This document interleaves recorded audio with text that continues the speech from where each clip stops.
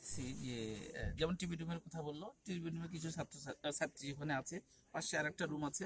আমি অলরেডি আছে মানে কালকে ওরা চলে গেছিল না না না, একটা রুম আছে, সেখানে বড় একটা রুম আছে, এবং মেয়েরা আমাকে বললো যে কিছু রুম আছে ওইদিকে যেখানে এমফিল পিএইচডির কথা বলা। তো আমি ওদের কাছ থেকে বললাম যে বাবু তোমরা পুরা হলে কোথায় কোথায় মেয়েরা এইসব মেয়েরা থাকতে পারে বা ফাঁকা আছে আমাদেরকে ইনফরমেশন দাও, আমরা প্রকোষ্ঠের সহায়তায় আমরা সেখানে তাদেরকে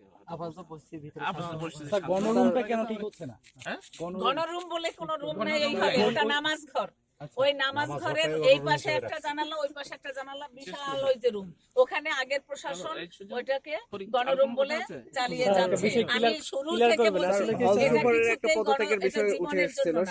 এটা একটা প্রেয়ার রুম, এটা থাকার জন্য জায়গা না, কোন মেয়েদের জীবন পাশে কোনো জায়গা নেই, বিষয় ক্লিয়ার করবে, বাথরুম নাই।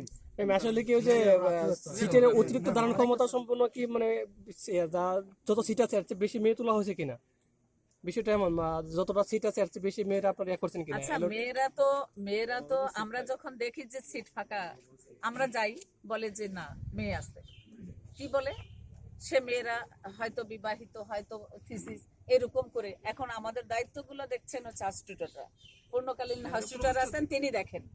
আর হচ্ছে এগুলো তো একা সব প্রভোস্টের সম্ভব না, ওনারা দেখেন। এটা আমাকে জানানোর কথা, আমি জানি কি জানি না, জানাইলে জানি। গণরুমে তো অফিশিয়ালি কোনো সিট হয় না, গণরুমে কোনো সিট হয় না, এইটা আগের প্রশাসন গণরুম, আমি আসার দিন থেকে বলছি এটা কেন প্রেয়ার রুম, কেন গণরুম দিলেন এবং এটা বন্ধ করেন।